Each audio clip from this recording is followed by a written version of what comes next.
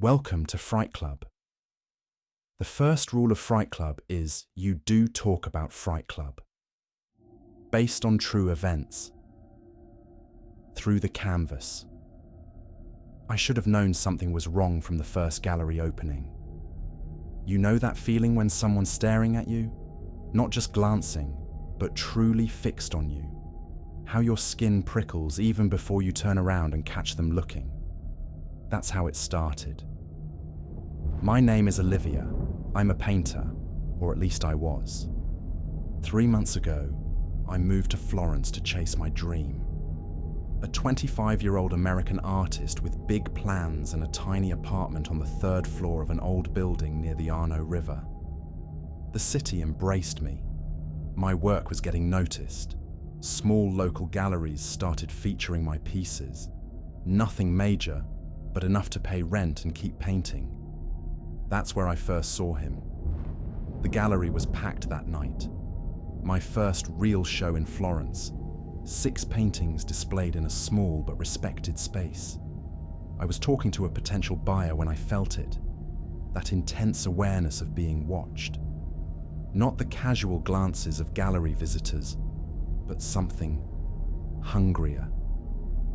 He stood across the room. Tall, well-dressed, probably in his 40s. Dark hair streaked with silver at the temples. He wasn't looking at my paintings. He was looking at me. When our eyes met, he smiled and raised his glass slightly. I smiled back out of politeness. In the art world, you never know who might be an important collector. "That's Marco Venucci," the gallery owner whispered to me later. "He rarely comes to openings for new artists. You should be flattered." I was. Flattered and a little excited. Marco bought 2 of my paintings that night, paying well above the asking price. "Your work shows tremendous potential," he told me. His English perfect but heavily accented. "You capture emotion in a way that reminds me of someone." After that night, things moved quickly. Marco introduced me to influential people in Florence's art scene. Suddenly doors were opening. More galleries wanted my work. A local arts magazine wanted to interview me. It was everything I dreamed of. And Marco was always there, just at the edges.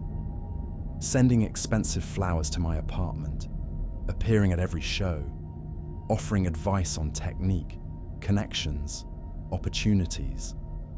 The first real warning came 3 weeks after we met. I was working late in my apartment, music playing softly as I focused on a new piece. Around midnight, my phone chimed with a text message. "The blue you're using is too bright. Try mixing in some burnt umber." I froze, brush in hand. I was indeed working with blue paint. I looked at my windows. The curtains were drawn. There was no way anyone could see inside. I called him immediately. "How did you know what I was painting?" Marco laughed softly. "Lucky guess. I've been studying your technique. I know how your mind works now, Olivia."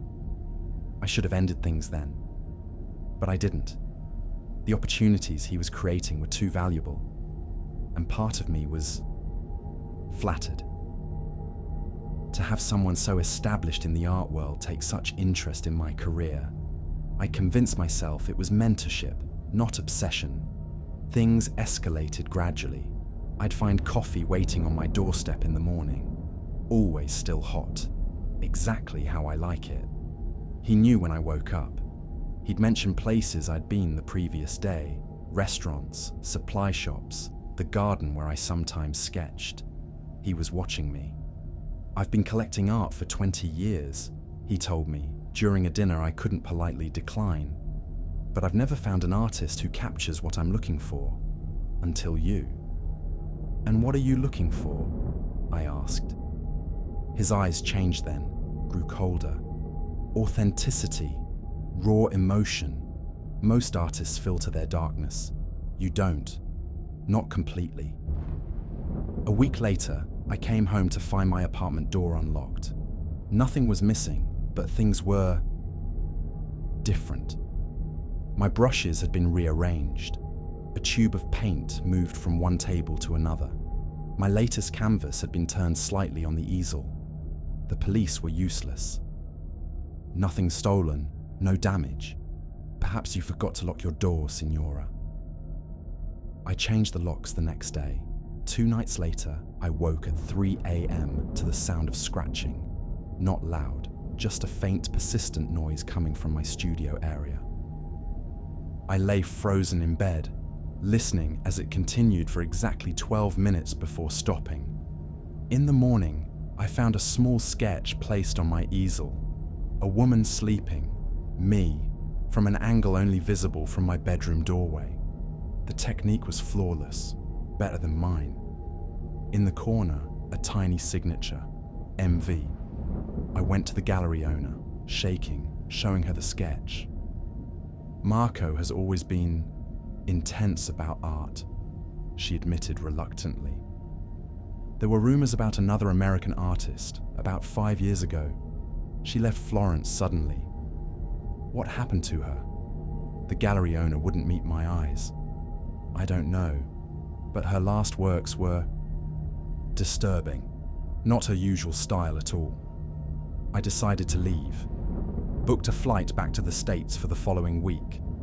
Just enough time to pack up, ship my best works home, and sell what I couldn't take. 3 days before my flight, I received a package. Inside was a small, exquisite wooden box, clearly antique, and a note. For your brushes, a parting gift. You cannot leave your true path, Olivia. I threw the box away. That night, I woke to the smell of paint. Strong, fresh paint. My studio lights were on, though I was certain I'd turned them off.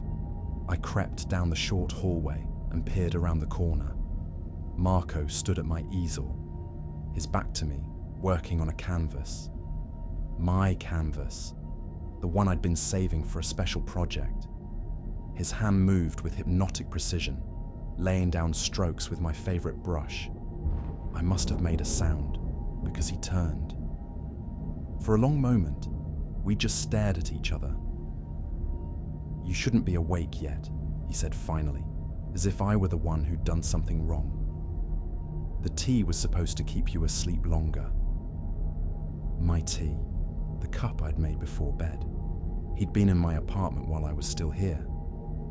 Get out, I whispered. Get out or I'm calling the police. Marco smiled sadly. They won't understand what I'm doing for you, Olivia. No one understands the relationship between an artist and her true path. He gestured to the canvas. Come see what you're capable of. Against every instinct, I stepped forward. The painting was of me, sleeping. But it wasn't just me. In the image, dark hands emerged from beneath my bed, reaching for my throat. The technique was flawless. It looked like my work, but better, more refined, and deeply, deeply wrong. This is what you're meant to create, Marco said softly. I've known it since I saw your first pieces. You have the same gift she had. Who? My wife, before she lost her nerve. His voice hardened. She stopped painting the truth, said she couldn't do it anymore, couldn't face what she saw. A cold realization washed over me. The American artist who left suddenly, she was your wife? Marco's smile didn't reach his eyes. Elena didn't leave. She's still in Florence. He touched the ring on his finger. Still my muse, even if she can no longer hold a brush. My phone was in my bedroom. The front door was behind Marco. I had nowhere to go. I've been looking for someone to continue her work, he said, stepping toward me. When I saw your paintings, I knew it was you. You see the darkness like she did, but you're stronger than Elena. You won't break. I'm not painting anything for you, I said, backing away. Get out of my apartment, or I swear to God. I've been adding things to your tea for weeks now, he interrupted calmly. Opening your mind, helping you see. Tonight was just a stronger dose. He checked his watch. It should be taking effect again any moment. The room swayed. My vision blurred at the edges. What did you... Just sit down, Olivia. I'll finish this piece, and when you wake up, we'll start your real work.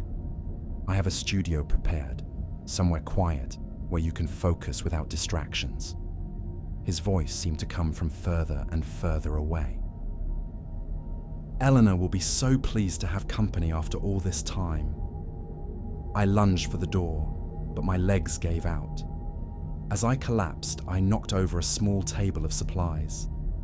Paint thinner splashed across the floor, the sharp smell cutting through my fading consciousness. Marco cursed, stepping back from the spreading liquid. I fumbled for my lighter, the one I used to heat my sculpting tools. My fingers closed around it as darkness crept in from the corners of my vision. I don't remember flicking the flame to life. I don't remember dropping it. I remember heat, light, Marco screaming.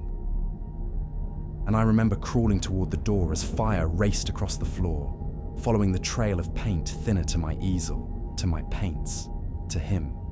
I woke up in the hospital 2 days later, 3rd-degree burns on my left arm and side. The apartment building had survived, but my unit was destroyed, along with everything in it. The official report said I'd knocked over paint supplies while working late. A tragic accident. Marco's body was never found. When I mentioned his name to the police, they exchanged looks I couldn't read. One officer finally explained that Marco Venucci had been a prominent figure in Florence's art world 15 years ago, before he went to prison for the murder of his wife, an American artist whose body was never recovered. He'd been released just 3 months before I arrived in Florence. The gallery owner refused to speak to me. When I pressed her about introducing us, she broke down in tears, saying she'd never dare cross him, that she had a family to protect. But as I was checking out of the hospital, a nurse handed me a small envelope that had been left at the front desk. Inside was a gallery announcement card. My name and face were on it, advertising a posthumous showing of works recovered from the tragic studio fire. Works I had never painted. The paintings in the promotional images showed scenes from my apartment fire, with impossible details no one could have known. How I'd crawled across the floor, the exact way the flames had spread, the expression on Marco's face as he burned, and a note in elegant handwriting. Art demands completion. If not by you, then through you. Elena sends her regards. Paperclipped to the announcement was a small newspaper clipping, a black and white photo of a woman who could have been my twin. Elena Venucci, the article said, an American artist who disappeared 10 years ago. Her last known works had shown disturbing premonitions of violence, according to critics. I left Italy that day, moved back to the States, changed my name. I don't paint anymore. Can't risk creating anything that might help him find me. For 6 months, I jumped at shadows, waited for Marco to find me. Then yesterday, I received a letter. No return address. Inside was a photograph of Eleanor Venucci's grave. The headstone showed she died 3 weeks ago, the exact day of my apartment fire. On the back of the photo, 2 words written in now familiar handwriting. Thank you. The police report I found online confirmed what I'd already guessed. Elena hadn't been missing all these years. She'd been kept prisoner in Marco's remote villa outside Florence. The fire department had found a hidden studio in the basement during a routine inspection after Marco's disappearance. Elena, barely alive, had been chained to an easel, surrounded by hundreds of paintings. Disturbing works that matched the style of the posthumous paintings attributed to me. She'd lived just long enough to tell police everything. About Marco's obsession with finding artists who could see the darkness. about the drugs he used to enhance their visions, about the other women before her, whose bodies were buried on the property. I still don't paint, but sometimes I sketch Elena's face, trying to capture her relief at finally being free, wondering if that's what Marco saw in me. Not darkness, but the strength to survive him. I sleep with the lights on. I keep my doors locked. I don't accept deliveries. I don't drink tea. And I never ever look at art galleries when I walk past them on the street, because Marco's body was never found. But sometimes, on the anniversary of the fire, I leave a single paintbrush on my windowsill, a reminder that I was stronger than he thought, that Eleanor finally escaped, and that some stories deserve